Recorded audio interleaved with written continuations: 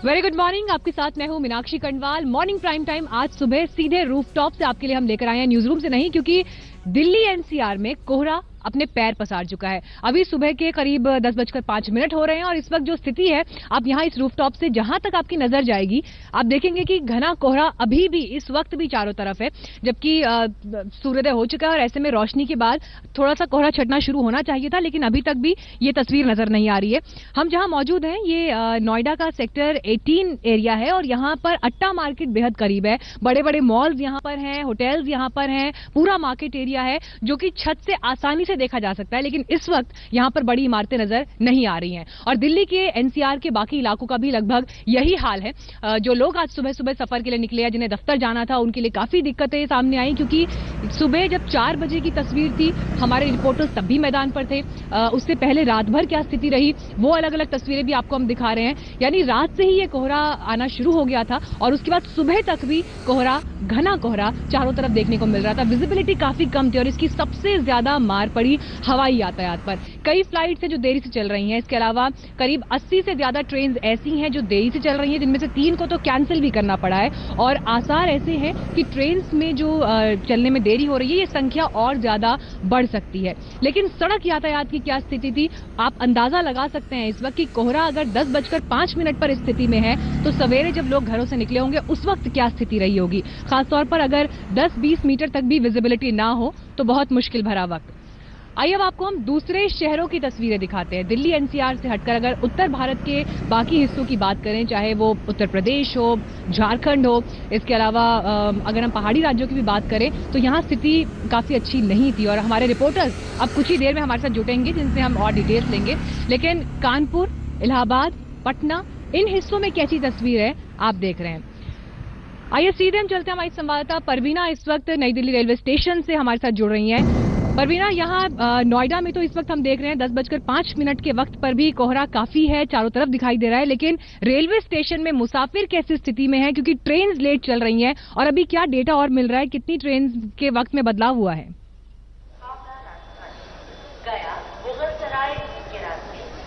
Meenakshi, visibility की जब तक बात करेंगे, visibility is getting better year. यहाँ पे विजिबिलिटी एज डे प्रोग्रेस हो रहा है, क्लियर स्काई देखने को मिल रहा है, पर ट्रेन काफी सारे 80 से ज्यादा, जैसे आपने मेंशन किया, लेट है।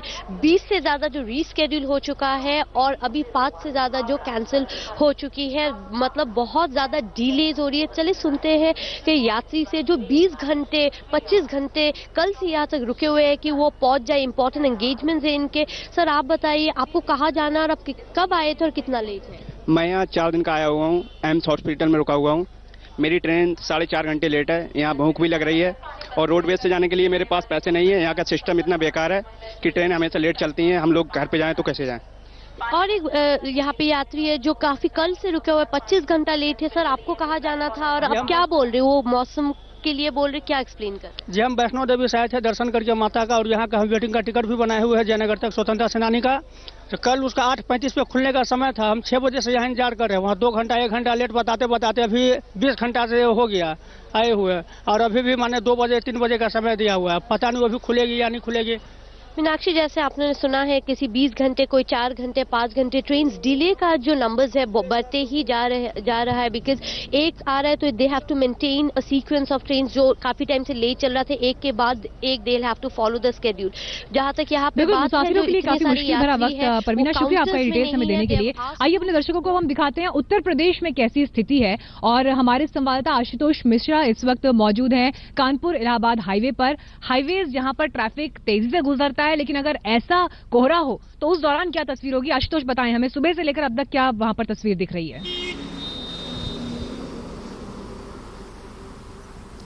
मीनाक्षी, जो दिल्ली में हालात आपको दिखाई पड़ रहे हैं, इलाहाबाद और खासकर ये कानपुर का ये जो हाईवे है, तस्वीरें बहुत ज़्यादा फर्क नहीं है। रात में जब हमने सफ़र शुरू किया था विजिबिलिटी 10 मीटर के लगभग थी। बहुत ज़्यादा चांसेस थे किसी भी तरह के वेहिकुलर एक्सीडेंट होने के लिए। और इस समय मैं अपने कैमरामैन प्रदीप गुप्ता जी से कहूँगा वो आपको तस्वीरें दिखाएं।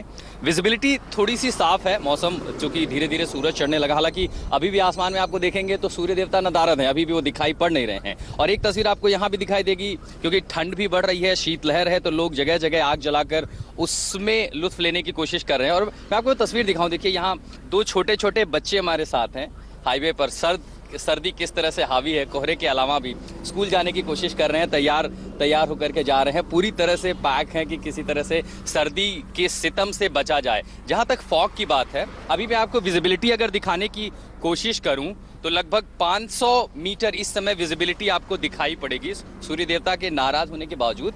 लेकिन अब से कुछ देर पहले जो स्थिति थी वो काफी भयावह थी, 100 मीटर से भी कम विजिबिलिटी थी। जैसा कि आप अपने दर्शकों को बता भी रही हैं कि लगातार जो ट्रेन्स हैं वो डिले हैं, कई घंटों तक की देरी है, कई फ्लाइट कैंसिल हो रही हैं और लगभग यही स्थिति पूरे उत्तर भारत की है। मीनाक्षी जी,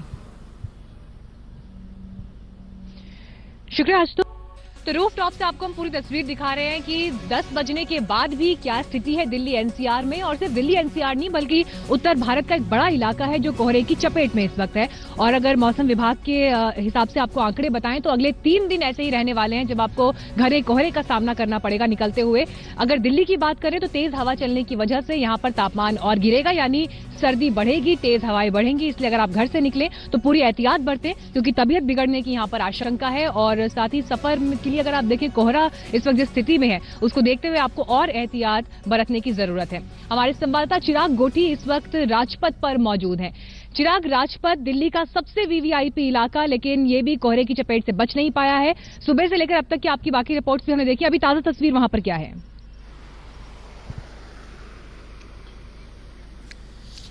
देखिए, इस वक्त 10 बजे से ज्यादा का टाइम हो गया और आप देख सकते हैं मेरे पीछे संसद भवन नजर नहीं आ रहा है, राष्ट्रपति भवन नजर नहीं आ रहा है, पार्लियामेंट का सेशन चल रहा है लेकिन संसद भवन नजर नहीं आ रहा है। अभी भी इतना जबरदस्त कोहरा है।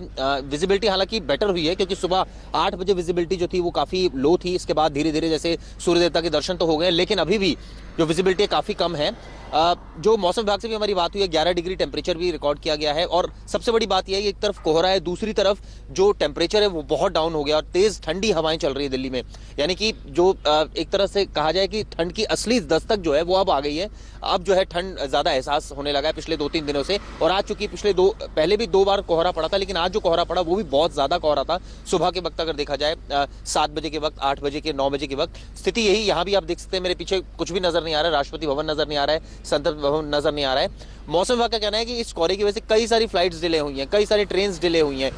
हालात ये हैं कि अभी भी यहाँ आप देख सकते हैं इक्का दुक्का वाहन ही नजर आ रहा है, क्योंकि ठंड में लोग थोड़ा देरी से उठते हैं तो देरी से, नौकरी पेशा तो टाइम से आते हैं लेकिन जो लोग बिजनेस करते हैं थोड़ा आराम से जाते हैं। यही वजह है कि ज्यादा ट्रैफिक भी नजर नहीं आ रहा है। और कुछ ऐसे भी वाहन है जो हेडलाइट्स ऑन करके चल रहे हैं। इसको लेकर ट्रैफिक पुलिस ने भी खास हिदायत दी है कि वो थोड़ा ट्रैफिक रूल्स को फॉलो करें, लोग फॉग लाइट ऑन करें, स्लो चलाएं व्हीकल्स। तो तमाम तरीके की एडवाइजरीज भी हैं और आप देख सकते हैं इस समय भी यहाँ घना कोहरा है।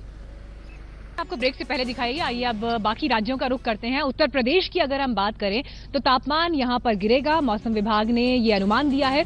इसके अलावा 12 से 14 डिग्री तक टेम्परेचर यहां रह सकता है, तेज हवाएं चलेंगी और कोहरे का सामना भी लोगों को करना पड़ सकता है। इसके अलावा आगे बढ़े, बात अगर करें बिहार की, तो बिहार के लिए भी अगले 2 से 3 दिन कोहरे को लेकर बेहतर नहीं रहने वाले। यहां पर भी तापमान गिरने की संभावना है। सर्दियां क्योंकि दस्तक दे चुकी हैं, लेकिन अब जैसे जैसे वक्त आगे बढ़ेगा तो ये लोगों के लिए मुश्किल भरा होगा। कोहरे का सामना अगले 2-3 दिन और करना पड़ेगा लोगों को। इसके अलावा अगर झारखंड की बात करें तो झारखंड के लिए अगले 10 दिन मुश्किल भरे रहने वाले हैं। यहां पर कोहरा तो रहेगा ही रहेगा, तेज हवाएं और साथ ही जो तापमान गिरेगा उसकी वजह से भी लोगों के लिए वक्त मुश्किल भरा होगा।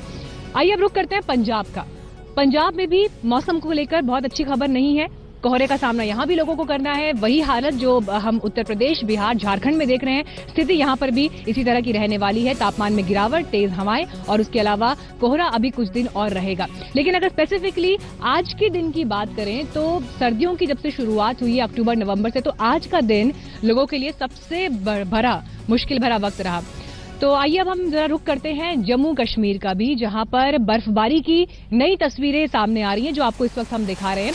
हालांकि यहां पर तापमान को लेकर साथ ही बर्फबारी की वजह से टेम्परेचर वैसे ही काफी कम है, लेकिन अभी इस बर्फबारी के बाद जो तस्वीर आप देख रहे हैं तो अब सफर में भी मुश्किल होगी। आम जिंदगी जिस तरह से चलती है उसमें समस्याएं सामने आएंगी, रोजमर्रा के कामों में दिक्कत। तो लगभग उत्तर भारत का ये आप इलाका समझ लीजिए जो अब धीरे धीरे सर्दी की चपेट में जाता हुआ, लेकिन कोहरा इसमें सबसे बड़ी मुश्किल पैदा करता है, क्योंकि कोहरे की वजह से आपका सफर सबसे कठिन हो जाता है और सफर से जुड़े जो बाकी आपके जिंदगी के रोजमर्रा के काम होते हैं उन पर इसका असर पड़ता है। चाहे दफ्तर पहुंचना हो, स्कूल पहुंचना हो, बाजार जाना हो, बाकी के काम करने हो, तो स्थिति लगभग उत्तर भारत में बेहतर नहीं है।